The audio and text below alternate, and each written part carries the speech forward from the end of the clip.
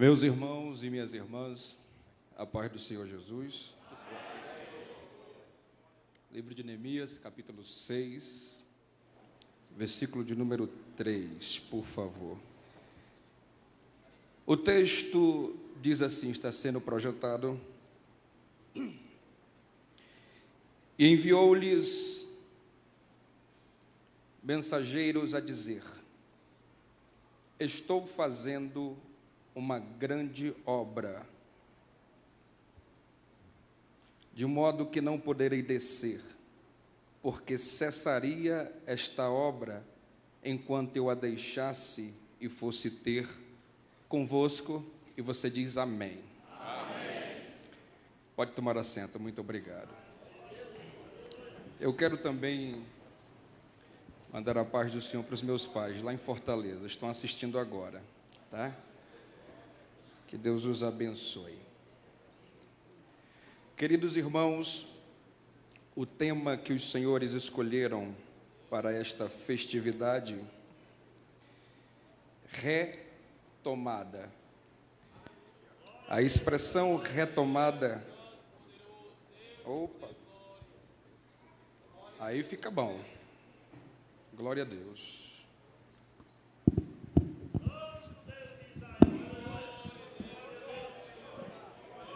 Ótimo.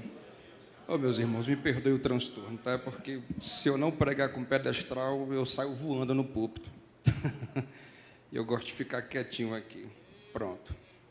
Agora dá para colocar aqui, em paz. O tema retomada, ele dá conotação de fazer alguma coisa a partir de outra. E para que eu possa fazer um link com o tema que vocês escolheram para calçar o tema de Neemias capítulo 6 e o versículo 3, é necessário nós analisarmos alguns pontos na história do povo de Israel até chegarmos em Neemias. Deus escolheu um povo para que pudesse ser chamado por seu nome, para ser a sua glória e para ser o seu louvor. E como Deus bondoso, amoroso, durante o transcurso dos anos, Deus foi realizando inúmeros milagres no afã de trazer Israel para mais próximo, para um relacionamento mais profundo. Entretanto, Israel foi revelando ingratidão e entrando por um caminho desenfreado e quase que sem volta da apostasia. Pecados como cobiça, idolatria, imoralidade sexual, pôr o Senhor à prova, murmuração, entre outros, fizeram com que Deus exercesse juízo sobre a nação de Israel. Nesse período, Israel estava dividido em dois reinos: Reino do Norte, com a capital Samaria, e Reino do Sul, com a capital Jerusalém. Deus vai exercer juízo e ele usa como ferramenta o coração de ímpios. E o juízo de Deus se dá com o cativeiro para ambos os reinos, porém cativeiros distintos. Para o reino do norte, ou o que tinha por capital Samaria, Deus usa o cativeiro assírio. O cativeiro assírio se deu em duas fases. A primeira fase se deu no ano 734 a.C., sob o comando de Tiglat-Pileser III, segundo de Reis, capítulo 15.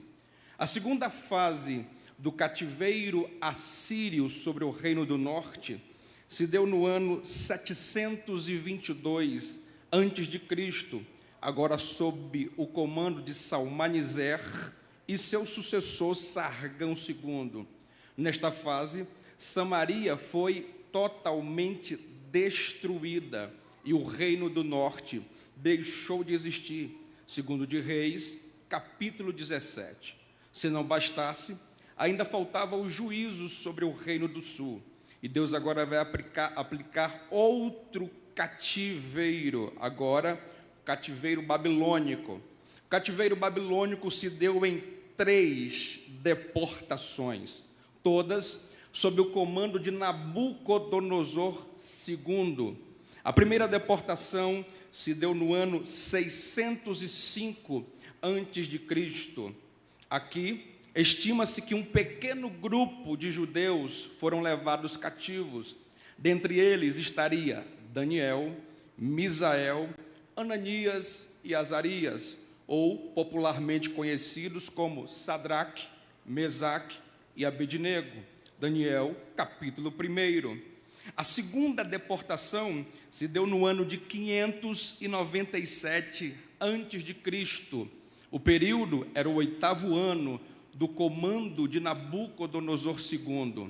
Nesta fase, o templo de Jerusalém foi totalmente saqueado, porém não destruído. Estima-se que cerca de 10.000 pessoas foram levadas cativas, e dentre elas estaria o profeta Ezequiel e o rei Joaquim, o então rei de Judá, segundo de Reis, capítulo 24. Então chegamos na pior e na mais terrível das 3 deportações. A terceira deportação acontece no ano de 587 a.C. Alguns estudiosos acreditam que foi justamente nesta fase que deu-se início aos 70 anos de cativeiro vaticinado pelos profetas, porque foi justamente nesta época que o templo de Salomão foi totalmente destruído e a dinastia de Davi chegou ao fim, segundo de Crônicas, capítulo 36. A partir daqui, a única coisa que restava para os judeus era a lembrança de um tempo agradável, momentos que marcavam a memória de tempos áureos e dignos de se eternizar. A dor latejava na carne e a alma gemia com saudades de tempos agradáveis na presença de Deus. Alguns salmos retratam perfeitamente o sentimento que havia no coração de alguns judeus dentro do cativeiro. Por exemplo, o Salmo de número 46, eles se lembram das grandezas de Deus e dizem: grande é o Senhor e muito digno de louvor na cidade do nosso Deus, o seu santo monte. A alegria de toda a terra é a cidade do grande Deus. Salmo de número 79, eles fazem menção da humilhação que eles estavam vivendo naquela época, e eles dizem: ó Deus, os gentios vieram à tua presença, contaminaram o teu santo templo, reduziram Jerusalém a montões de pedras, somos feitos opróbrio para os nossos vizinhos, escárnio e zombaria para os que estão à roda de nós. E eles gritam: até quando, Senhor? Até quando te indignarás para sempre? Arderá o teu zelo como fogo. Salmo de número 84, eles sentem o desejo de reviver aquilo que experimentaram há tempos atrás na presença de Deus. Eles dizem assim: quão amáveis são os teus tabernáculos, ó Senhor dos exércitos. A minha alma está desejosa e desfalece pelos átrios do Senhor. O meu coração e a minha carne clamam pelo Deus vivo. O Salmo de número 87, eles se lembram das grandezas da cidade do grande Deus, e eles dizem assim: o seu fundamento está nos montes, o Senhor ama as portas de Sião, mais do que todas as habitações de Jacó. Coisas grandiosas se dizem de ti, ó cidade do grande Deus. Escute, Deus, ele não é padrasto, Deus é pai. Ao trazer a Babilônia para exercer juízo sobre Jerusalém, sobre os judeus, De fato, Deus estava aplicando uma disciplina dolorosa, porém, Deus não os abandonou. Deus não deixou de ser o seu Deus, e eles não deixaram de ser o seu povo. Deus, que é riquíssimo em misericórdia, iria manifestar a sua benevolência. Lamentações de Jeremias, capítulo 3, versículo 22 e 23 diz: as misericórdias do Senhor são a causa de não sermos consumidos, porque as suas misericórdias não têm fim, se renovam a cada manhã. Grande é a tua fidelidade. Escute, assim como Deus exerceu juízo sobre Jerusalém, sobre os judeus, usando o coração de ímpios, Deus iria agora usar o coração também de ímpios para exercer a sua benevolência. Por exemplo, no ano 559 a.C., Deus usou o coração de Ciro, o Grande, e permitiu que uma leva de judeus voltasse e facilitou a reconstrução do templo. No ano 522 a.C., Deus usa agora o coração de Dário I. No ano 486, Deus usa Xerxes I. E então chegamos no ano de 465 a.C., na época do império de Artaxerxes I Longímano, justamente no período em que Neemias estava trabalhando. Para que os senhores possam ter uma ideia, no Império Real que ficava em Suzã, capital da Pérsia, Neemias trabalhava como copeiro no palácio real de Artaxerxes. Ele dispunha de uma vida bem-sucedida e segura. Para que os irmãos possam ter uma ideia, a cada refeição, Neemias experimentava um pouco do vinho do rei, para que pudesse se certificar de que o vinho não estava envenenado. Agora, esse ato de experimentar o vinho, ele não se dava nas recâmaras secretas do palácio, ela se dava em público. E por se dar em público, Neemias não poderia de forma alguma mostrar um semblante decaído ou triste, porque isso poderia representar uma insurreição contra o rei. Portanto, ele tinha que demonstrar algumas características que, por causa do seu ofício, Neemias era um homem bem próximo do rei em público. Por isso, ele deveria ser alguém bem apessoado, de gentil semblante, mostrar alegria, contentamento, deveria ser culto, deveria ser bem instruído nos procedimentos da corte e poder conversar com o rei, até mesmo de aconselhá-lo se fosse o caso. Agora, olha o que é interessante. Desde o primeiro retorno da primeira leva de judeus para a sua pátria, tinham se passado cerca de quase que 100 anos até chegar em Neemias. E não se sabe, meus irmãos, os motivos que levaram Neemias a ter ficado em Suzã, na capital da Pérsia. Não se sabe os motivos que levaram Neemias a recusar possivelmente o retorno à sua pátria. No olhar humano, não se sabe os motivos, mas no olhar divino existia um propósito de Deus. Pode acontecer isso na nossa vida, não entendermos o momento, o episódio, as circunstâncias, as vicissitudes ou até mesmo a geografia onde estamos inseridos. E aí nós nos prendemos somente a João capítulo 13, versículo 7. O que eu faço agora, você não entende e não compreende, mas chegará o dia em que compreenderás. Romanos capítulo 8, versículo 28 está escrito: porque todas as coisas cooperam e contribuem juntamente para o bem daqueles que amam a Deus e são chamados segundo o seu propósito. Eu vou já mostrar para você, provar que Neemias amava a Deus e que ele foi chamado segundo o seu propósito. Pois bem, Foi justamente nesse contexto que Neemias recebe a visita de alguns de seus patrícios. Dentre eles estaria Hanani, da qual Neemias o chama de irmão. Quando Hanani se aproxima, Neemias pergunta para ele: como é que estão os judeus que escaparam e como é que está a cidade de nossos pais? Hanani traz uma resposta que era no mínimo desastrosa para o coração de Neemias. Hanani diz: o restante do povo está em grande miséria, está em desprezo, e o muro de Jerusalém está em ruína, e as suas portas foram queimadas a fogo. Escute, para toda ação existe uma reação. Neemias recebe estas notícias e as resume em 3 palavras. Número 1, remanescente.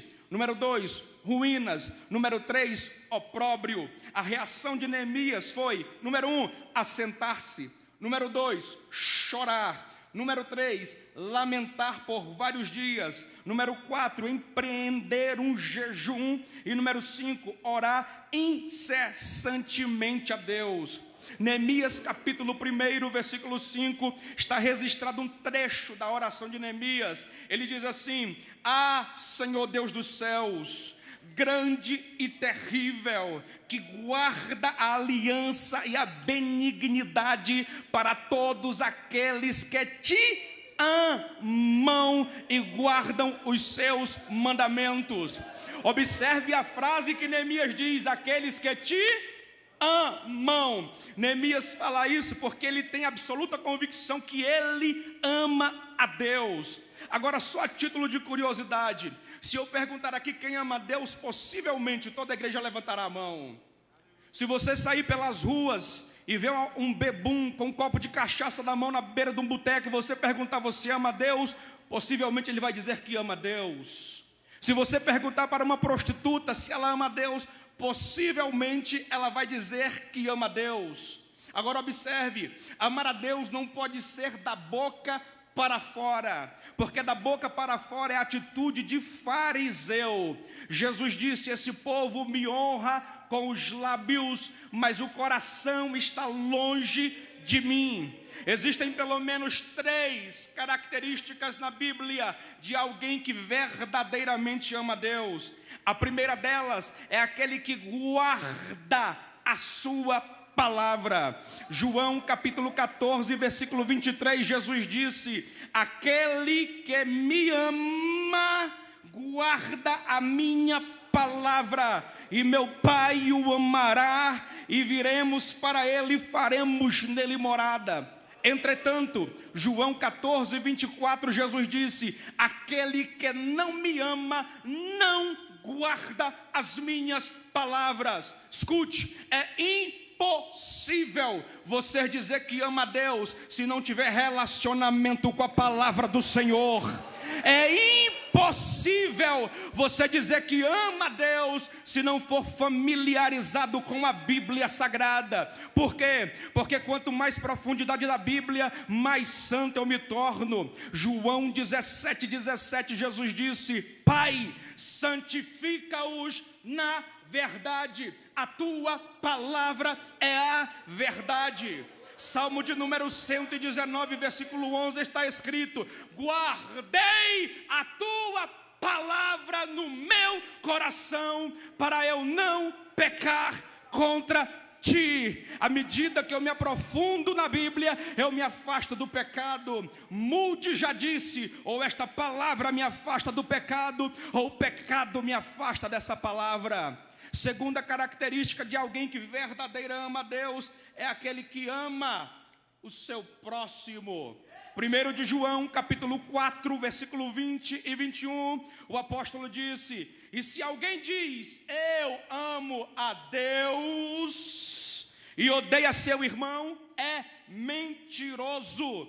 Pois quem não ama seu irmão ao qual está vendo, como poderá amar a Deus que nunca viu? E dele temos este mandamento ou ordem, que quem ama a Deus, ame também ao seu irmão. Escute, é impossível você dizer que ama a Deus se você não amar quem está aí do seu lado. É impossível você dizer que ama a Deus se você não conseguir perdoar quem está do seu lado, se você não conseguir conviver com Ele, cantar com Ele no conjunto, adorar a Deus junto com ela.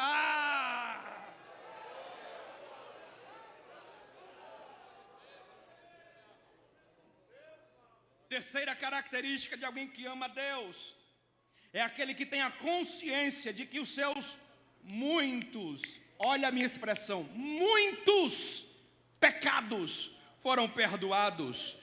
Lucas capítulo 7, versículo 47, Jesus disse: por isso te digo que os seus muitos pecados lhes são perdoados, porque muito amou. Mas aquele a quem pouco é perdoado, pouco ama. Não se engane achando que amor a Deus é por meritocracia, porque as suas obras são consideradas como trapos de imundícia. O que Deus quer é que você reconheça a sua natureza pecaminosa, tenha consciência do quanto que você foi perdoado, e aí sim você o amará incondicionalmente. Agora voltando a Neemias, Neemias cumpria esses 3 quesitos. Número 1, ele se importava com as tradições do passado, ou seja, com as palavras que seus pais ensinaram à sua tradição.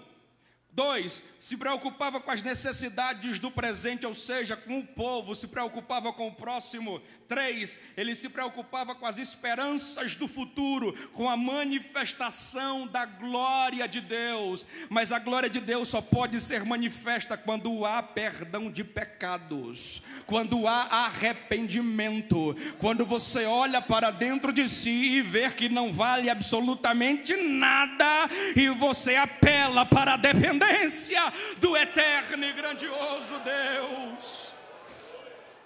Aqui está provado que Neemias ama a Deus. Lembra de Romanos 8, 28? Que todas as coisas contribuem para o bem daqueles que amam a Deus e que são chamados segundo o seu propósito. Pronto, Neemias ama a Deus. E será que ele foi chamado segundo o seu propósito? Olha o que é interessante. Cerca de 150 anos antes, o profeta Jeremias já havia vaticinado acerca dessa situação.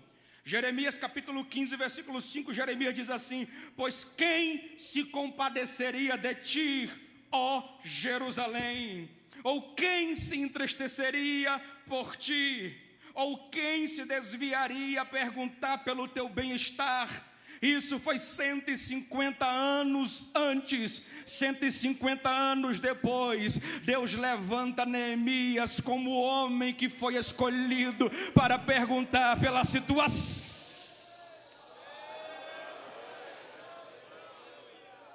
Deixa eu correr, meu irmão, porque meu tempo está voando. Neemias agora se vê diante de um grande desafio. Qual era? Expor a situação para o rei.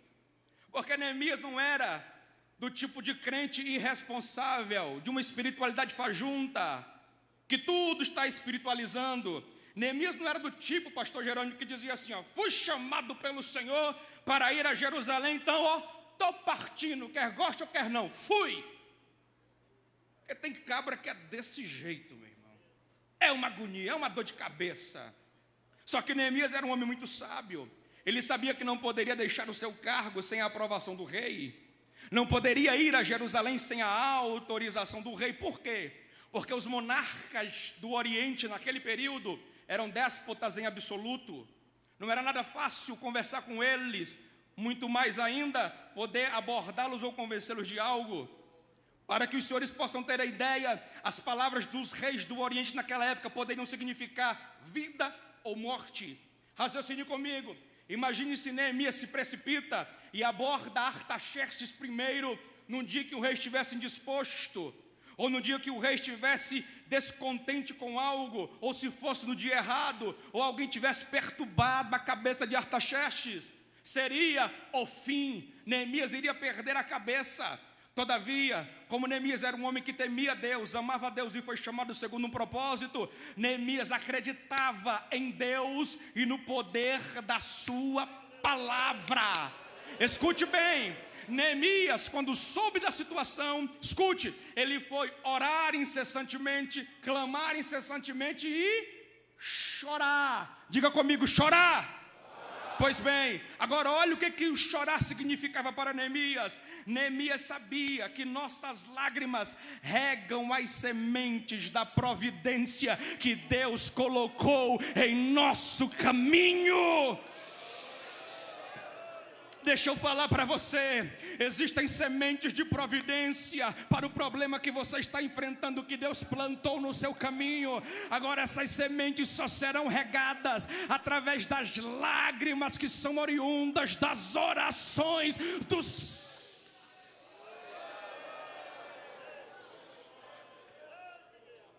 Neemias sabia que ele não podia convencer o rei com o poder de persuasão. Por isso ele confiava em Deus e confiava no poder da sua palavra.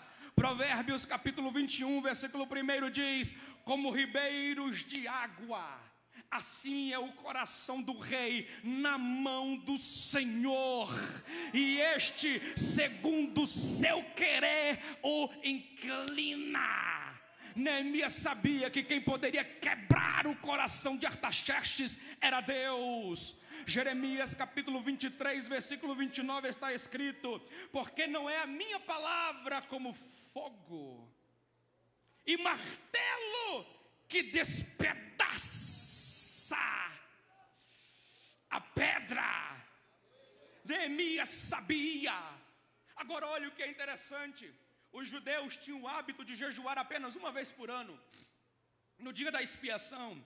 Levítico 16, 29. Entretanto, Neemias se viu numa situação especial, e ele busca a Deus de uma forma diferente. Neemias passou vários dias jejuando e buscando. Aprenda isso aqui. Albert Einstein disse: é loucura ou insanidade querer obter resultados diferentes fazendo sempre as mesmas coisas. Se você faz o que todo mundo faz, você vai receber o que todo mundo recebe. Se você faz o que muita gente não consegue fazer para Deus, se prepare para ver coisas extraordinárias da parte de Deus acontecer na sua vida. Neemias não se precipitou, mas aguardou a ação do Senhor. E aguardar em Deus é algo difícil, queridos irmãos. Salmo de número 40 diz assim, 40 versículo 1 diz assim: esperei com paciência. Eu não sei se você já orou pedindo a Deus paciência, mas se você pediu a Deus paciência, você está pedindo tribulação. Romanos capítulo 5 versículo 3 diz que a tribulação produz a paciência. Meus queridos, esperar não é nada fácil. Esperar com paciência é pior ainda, porque se a tribulação é que produz a paciência, então o salmista está dizendo: esperei no meio da tribulação, esperei no meio da dor, esperei no meio da lágrima, esperei no meio da escassez, esperei no meio da porta fechada, esperei no meio do desemprego, esperei no meio da doença, esperei no meio da crise, esperei com paciência. Mas quem espera com paciência tem resposta, porque ele diz: e o Senhor se inclinou para mim e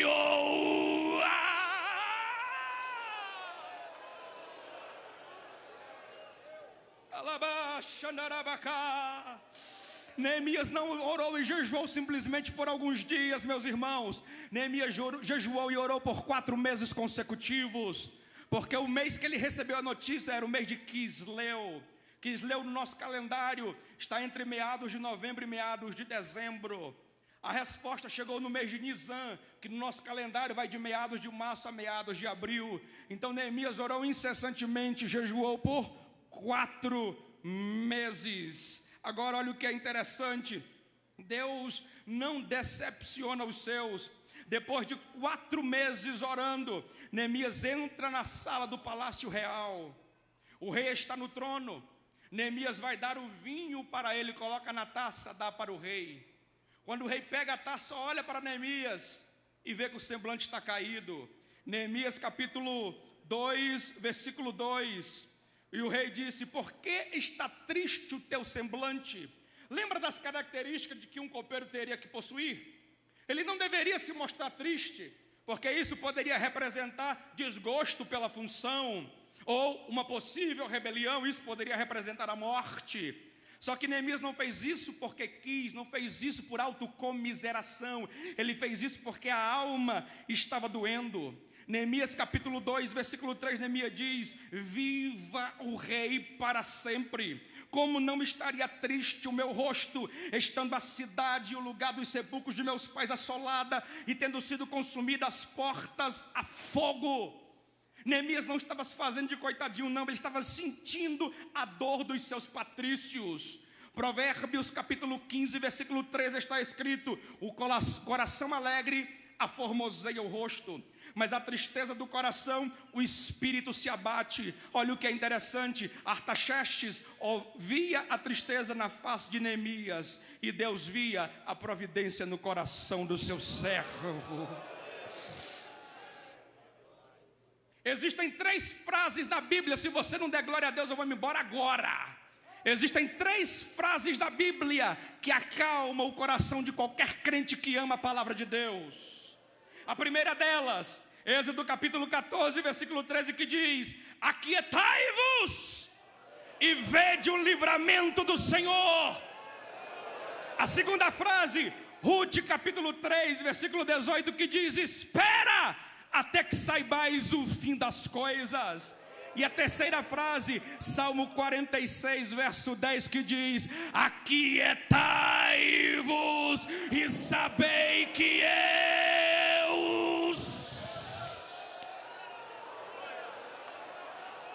Ele é Deus.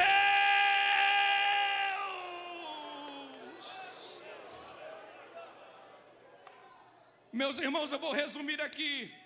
Neemias conversa com o rei, o coração do rei estava quebrado. O coração do rei estava quebrado. O rei aconselha Neemias que vá a Jerusalém. O rei dá cartas de recomendação, os irmãos sabem da história. O rei inverte Neemias de autoridade, Neemias vai em paz. Quando Neemias chega em Jerusalém, ele vai fazer um reconhecimento do terreno. Eu sou militar, irmãos. Então quem é militar sabe do que eu estou falando. Vai fazer um reconhecimento do terreno. Está lá em Neemias capítulo 2, versículo 11 ao versículo 15. Mas eu vou citar só no versículo 13, que diz assim: de noite saí pela porta do vale, e para os lados da fonte do dragão, e para a porta do monturo, e contemplei os muros de Jerusalém que estavam fendidos, e as suas portas que tinham sido queimadas a fogo. Observe que Neemias faz menção dos muros e das portas, porque Neemias sabia da importância que muro possuía para uma cidade. A Bíblia dá uma certa ênfase para muros. Por exemplo, a Bíblia fala do muro de Gate, fala do muro de Jabne, do muro de Asdod, do muro de Damasco, do muro de Gaza, do muro de Tiro, do muro de Jericó, do muro de Bet-Saã. Na antiguidade, uma cidade bem fortificada por causa de suas muralhas era considerada uma cidade muito bem protegida.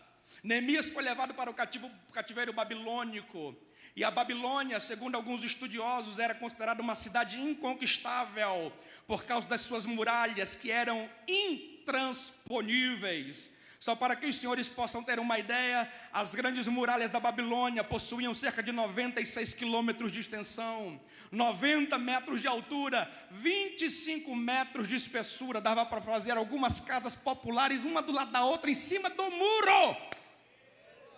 As muralhas da Babilônia possuíam 250 torres e mais de 100 portões de cobre. Neemias sabia que a muralha da Jerusalém representava segurança, representava força. Por exemplo, Zacarias capítulo 2, versículo 5 está escrito: assim diz o Senhor dos exércitos, eu lhe serei um muro de fogo em redor, e eu mesmo serei a sua glória no meio dela.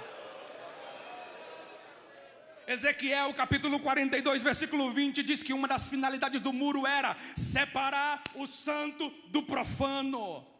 A preocupação de Neemias em reerguer os muros era para que qualquer pessoa não pudesse entrar ali.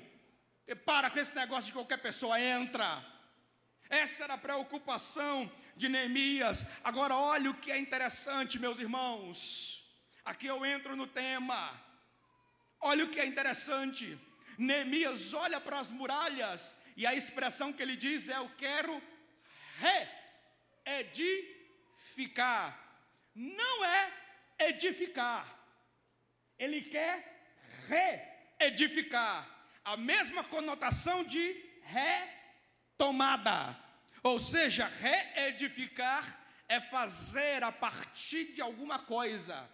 Neemias olha para o que sobrou das muralhas e ele pensa: aqui tem tradição, aqui tem sangue dos meus pais. Alguém antes de mim fez isso com muita seriedade. Por isso que a glória de Deus se manifestou. Escute, o olhar de Neemias para o futuro era motivado pelos valores do passado. Neemias não tentou imitar o passado fielmente, pois isso não era possível. Antes, Neemias construiu sobre os alicerces do passado, de modo que Israel tivesse um futuro. Neemias considerou o passado como um leme que pudesse guiá-lo ao futuro e não como uma âncora. Escute, era como se Neemias colocasse as mãos sobre os escombros e ele olhasse assim: os meus pais derramaram sangue aqui, eles começaram uma obra. Era como se ele dissesse assim: Deus me chamou para uma grande obra. Existe algo maior a meu respeito, para que eles sem mim não fossem aperfeiçoados. Está lembrando desse versículo? Você não está entendendo não. Eu vou seguir, meus irmãos, eu vou seguir. Provérbios capítulo 28, capítulo 22, versículo 28 diz: não remova os marcos antigos que seus pais colocaram. Em outras versões diz: não remova os limites antigos que seus pais fizeram. Neemias não queria inovar, não queria algo novo. E diga-se de passagem, nós estamos vivendo uma época de um evangelho adulterado e prostituído, em que as pessoas querem fazer coisas novas, ignorando aqueles que vieram antes de nós. Mas esta noite Deus está levantando um exército para a retomada.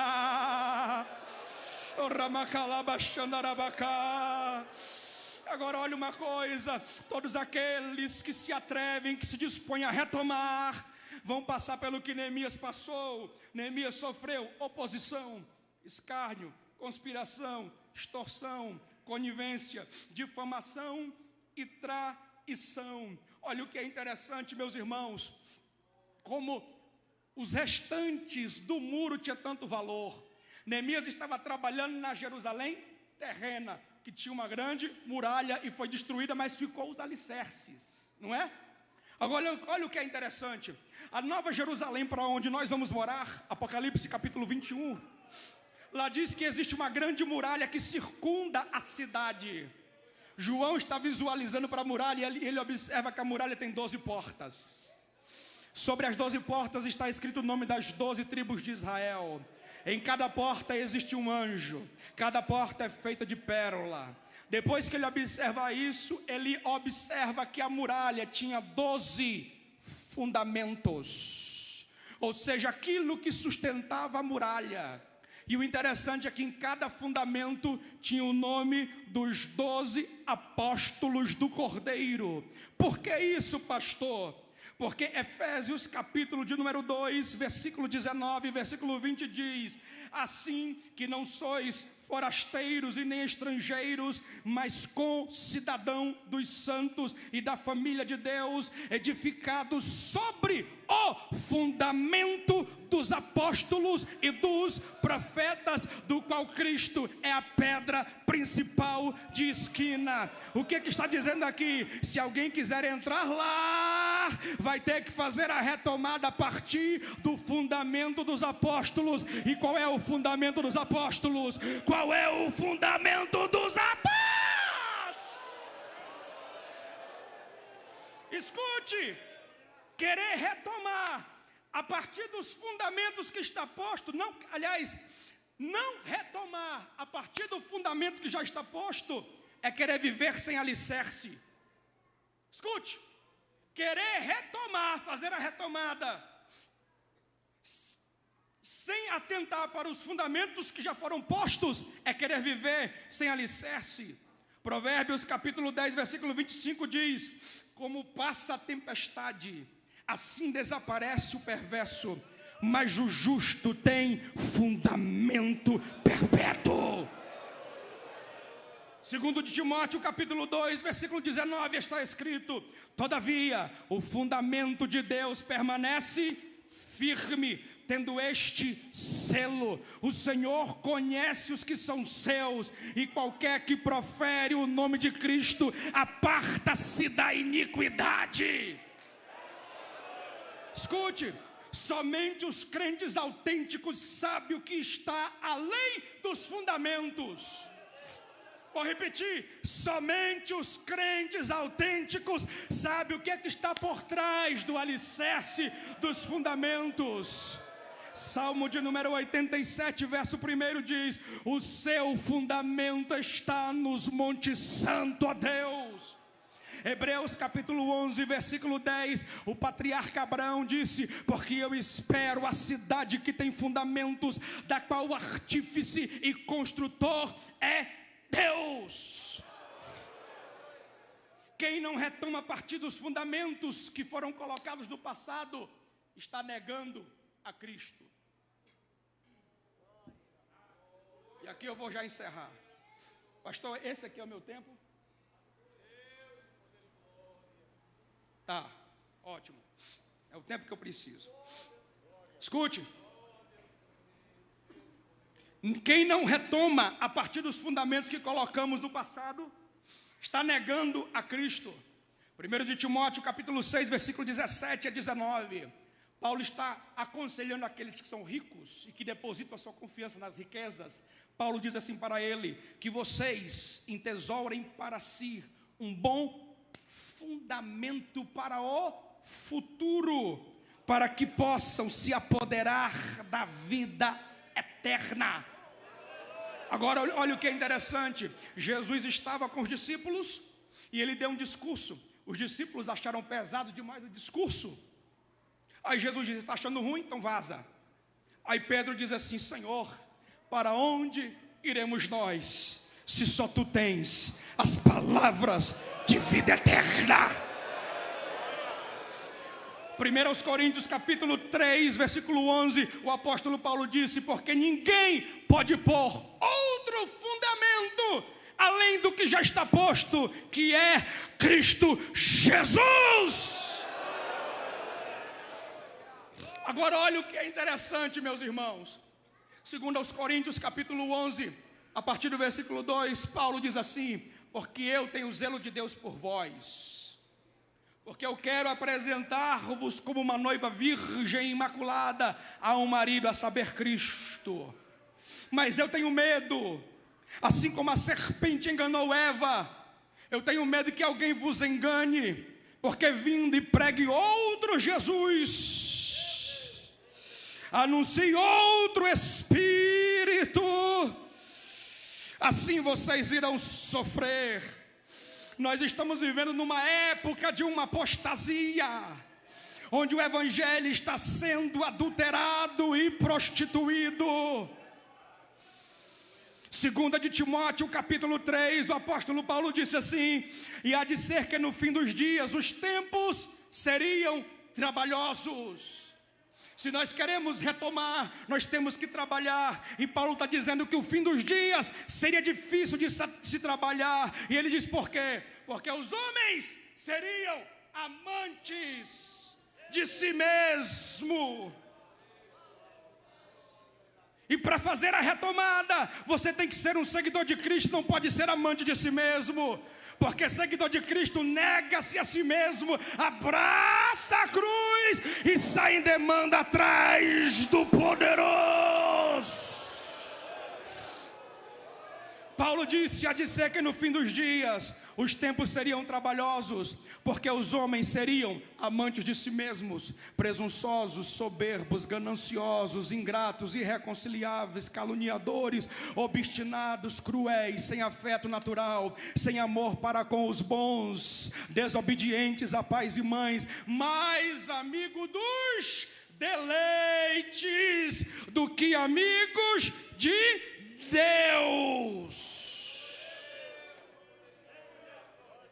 Pessoas que pensam no eu e não pensam naquilo que foi colocado no passado por aqueles que vieram antes de nós. Já tem pastor dizendo que a Bíblia tem que ser atualizada, porque ela é retrógrada. Já disse Billy Graham, a Bíblia Sagrada é mais atualizada do que o jornal que há de sair na semana que vem.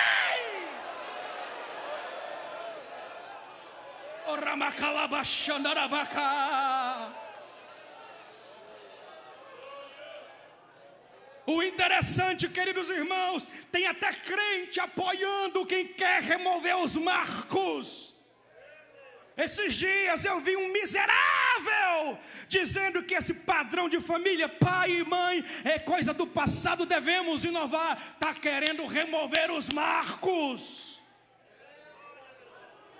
Ideologia de gênero, que a criança nasce, não se pode determinar se é macho ou se é fêmea, deixa crescer para escolher. Estão querendo remover os marcos.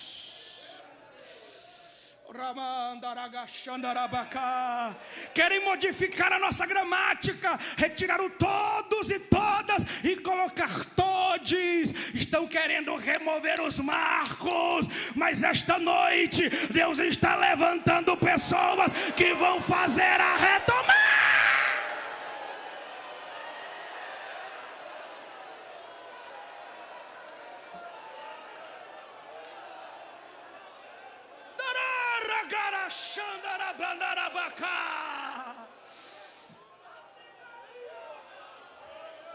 Escute, 1 de Timóteo capítulo 4, Paulo diz assim: porque o Espírito Santo expressamente diz, ou seja, grita aos berros dizendo, nos últimos dias muitos se apostatarão da... Meu amigo, a fé vem pelo quê? Ouvir o quê?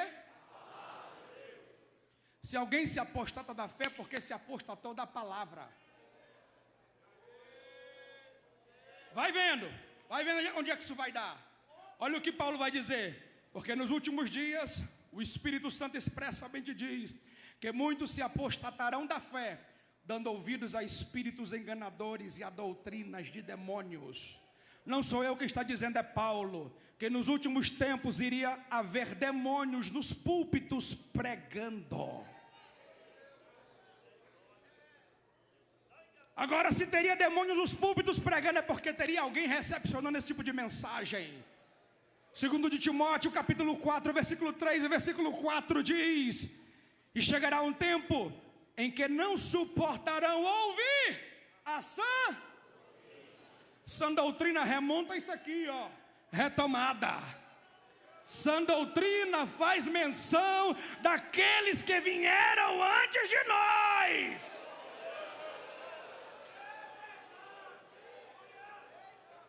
Olha o que Paulo diz: porque não suportarão ouvir a sã doutrina, mas teriam como que comichão nos ouvidos, e amontoariam para si doutores, segundo as suas próprias concupiscências, tendo desviado o ouvido da palavra da verdade.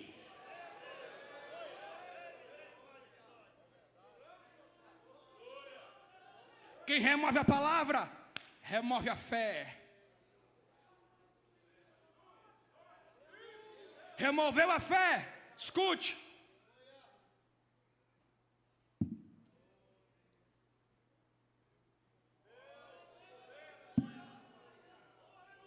Removeu a palavra, remove a fé. Lembra que estamos falando de fundamento? Lembra?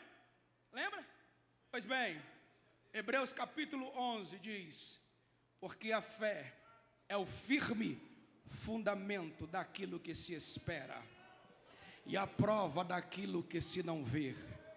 Porque por ela os antigos alcançaram testemunho. Por ela nós entendemos que os mundos pela palavra de Deus foram criados, de maneira que aquilo que se vê não foi feito daquilo que é aparente. Pela fé Abel ofereceu maior sacrifício do que Caim, pelo que alcançou testemunho de que era justo, dando Deus testemunho dos seus dons, e por ela, depois de morto, ainda fala. Pela fé, Enoque foi trasladado para não ver a morte, não foi achado, porque Deus o trasladara, visto que antes de sua trasladação, alcançou testemunho de que agradara a Deus, porque sem fé é impossível agradar a Deus, porque é necessário que aquele que se aproxima de Deus creia que Ele existe, que é galardoador daqueles que o buscam.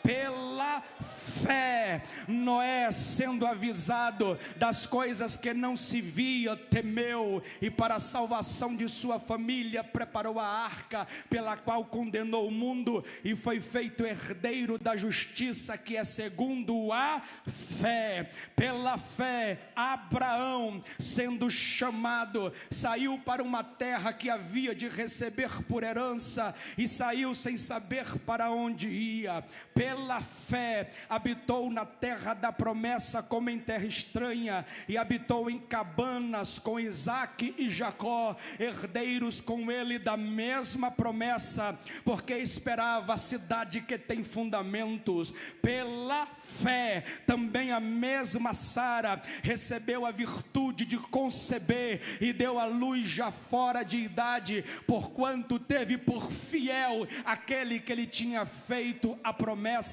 Porque de um, e este já amortecido, descenderam tantos em multidão como as estrelas do céu, e como a areia inumerável que está na praia do mar.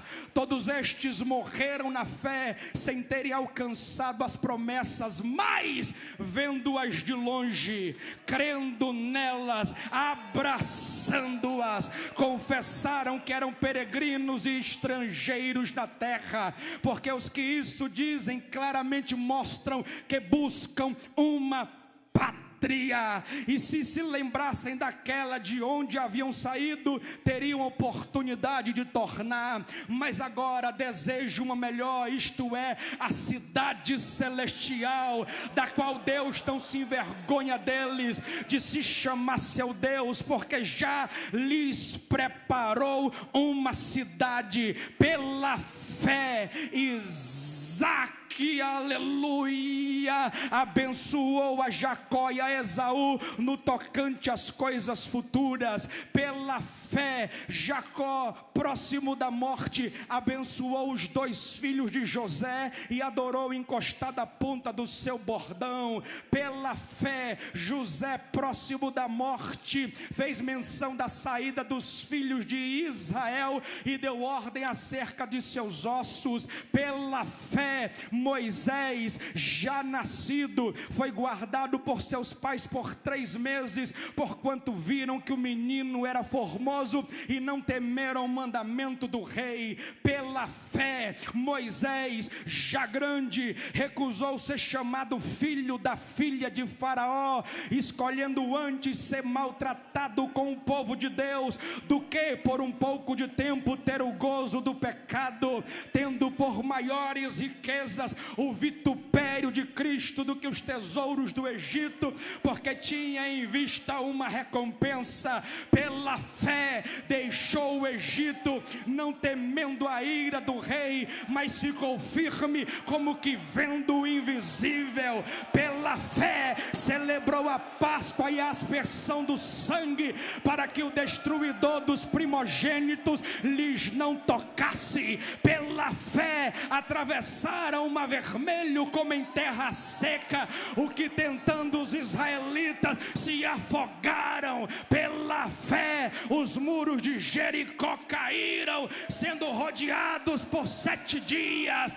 Pela fé Raabe a meretriz não pereceu com os incrédulos, mas acolheu em paz os espias. O que mais diria? Faltar-me-ia tempo para contar dos feitos de Gideão, de Baraque, de Sansão, de Jefité, de Davi, de Samuel, os quais pela fé venceram reinos, praticaram a justiça, alcançaram as promessas, apagaram a força do fogo, fecharam a boca dos leões, escaparam ao fio da espada, da fraqueza tiraram forças, nas batalhas se esforçaram, colocaram em fuga os exércitos inimigos. As mulheres receberam pela ressurreição os seus mortos. Uns foram torturados, não aceitando o seu livramento para alcançarem uma melhor ressurreição. Outros experimentaram escárnios, açoites, cadeias e prisões. Foram apedrejados, cerrados, tentados, mortos ao fio da espada. Andaram vestidos de peles de ovelhas e de cabras. Foram desamparados, aflitos, maltratados, homens que o mundo não era digno.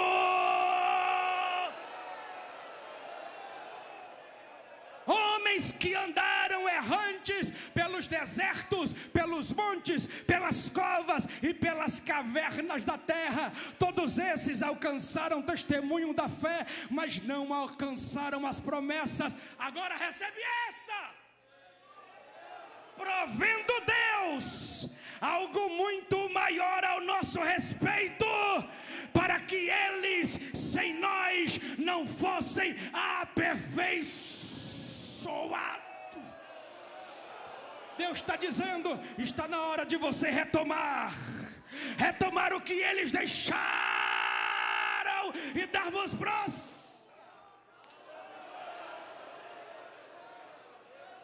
Se coloque de pé em nome de Jesus.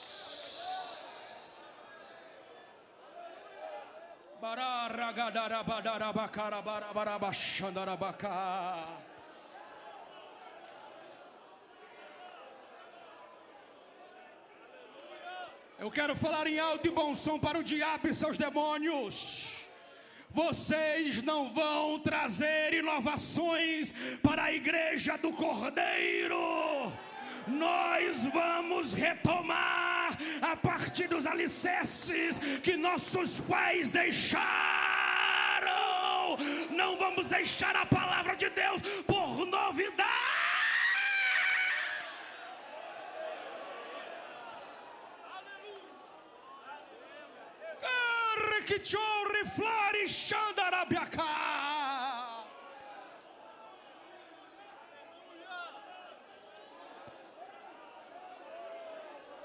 Não vamos inovar, vamos retomar.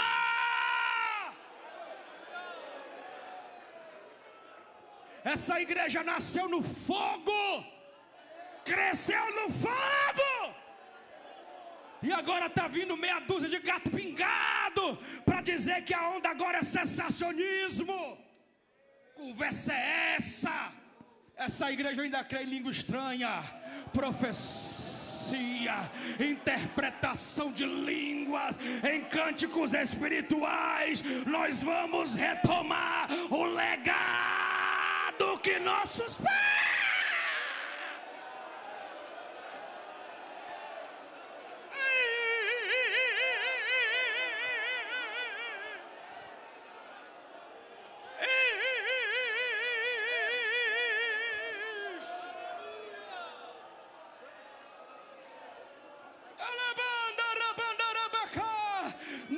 nós não vamos abrir mão.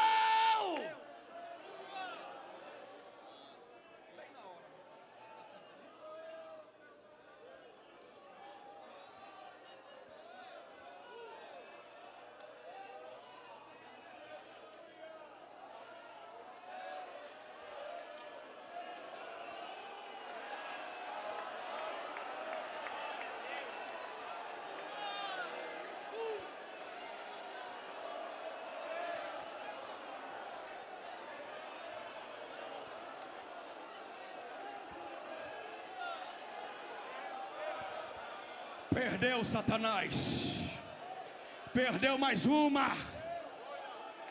Deus está levantando um exército que vai reedificar, vai retomar. Não vamos deixar morrer aquilo que com muito custo, debaixo de oração e jejum, os nossos pais deixaram para nós.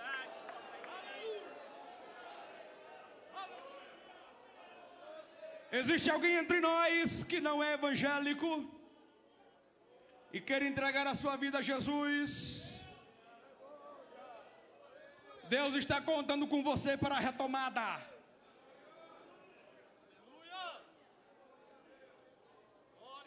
Existe alguém que queira se reconciliar? Vai, crente, dá uma olhadinha para quem está do seu lado aí. Vê se tem alguém que quer se reconciliar com Jesus. Alguém que queira aceitar a Jesus.